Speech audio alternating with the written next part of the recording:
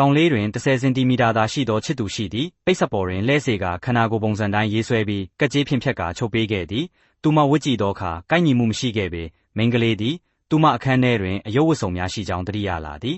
နောက်နေ့မွန်းလွဲပိုင်းတွင်အိတ်ကြီးကိုတဲကအိမ်မှထွက်ခဲ့သည်တင်းငယ်သောလက်များဖြင့်ပြတင်းပေါက်ကိုဖွင့်ကာကျင်းမြောင်းသောကြောင်ကြားမှတဆင့်ခုန်ချခဲ့သည်တိတ်တဆိတ်အိမ်ထဲသို့ပုံးဝင်ခဲ့တော်လဲလေကားများသည်အကြီးမားဆုံးစိန်ခေါ်မှုဖြစ်လာခဲ့သည်တလန်းချင်းစူးစမ်းတက်ရပြီးအယမ်းပင်ပန်းခဲ့သည်အယုတ်ဝတ်စုံတစ်တာစီသို့ပြေးသွားကပါလာသောအိတ်ထဲသို့ထည့်သွင်းခဲ့သည်ကောင်လေးအိမ်သို့ပြန်ရောက်သောအခါသူမသောခက်ရန်မိနေခဲ့သောပြတင်းပေါက်ကိုဖွင့်၍တခိုးကအတွင်းသို့ဝင်ရောက်လာခဲ့သည်မိန်းကလေးသည်ချက်ချင်းသူမဖုံးကိုဖွင့်ကာခြေထောက်များဖြင့်ကောင်လေးထံမက်ဆေ့ရိုက်ပို့ခဲ့သည်ထိုအခိုက်တခိုးသည်အခန်းထဲသို့ဝင်လာခဲ့သည်